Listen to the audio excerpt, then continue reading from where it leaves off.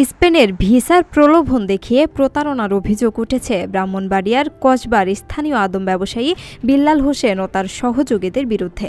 ভুক্তভোগীদের দাবি, স্পেনের ভিসার নামে কোটি টাকার বেশি হাতিয়ে নেওয়ার পর তাদের সৌদি আরবে পাঠানো হয় এবং একাধিক জনকে মরুভূমিতে ফেলে রাখা হয়েছে।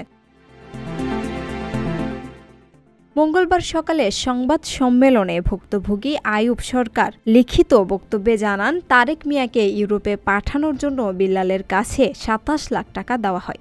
ভুয়া ভিসায় ঢাকার বিমানবন্দর থেকে ফিরে আসার পর তাকে সৌদি আরবে পাঠানো হয়। পরে জানা যায় তাকে মরুভূমিতে ফেলে রাখা হয়েছে।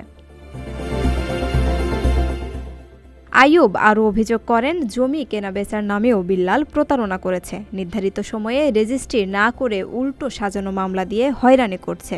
সংবাদ সম্মেলনে উপস্থিত এলাকাবাসীরা অভিযোগ করেন, বিল্লালের সহযোগীরা নিজেরাই ঘর বাড়ি ভেঙে উল্টো প্রতারণার শিকারদের বিরুদ্ধে মামলা করছে।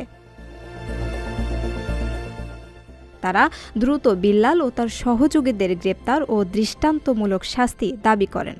এ বিষয়ে কসবা থানার ওসি আব্দুল কাদের জানান, তদন্ত চলছে এবং প্রমাণের ভিত্তিতে আইনগত ব্যবস্থা নেওয়া হবে। অভিযুক্ত বিল্লাল বর্তমানে বিদেশে আছে। লক্ষাধিক টাকা বেতনে কর্মী নিচ্ছে জাপান। যেতে আগ্রহীরা যোগাযোগ করুন স্ক্রিনে দেয়া নাম্বারে।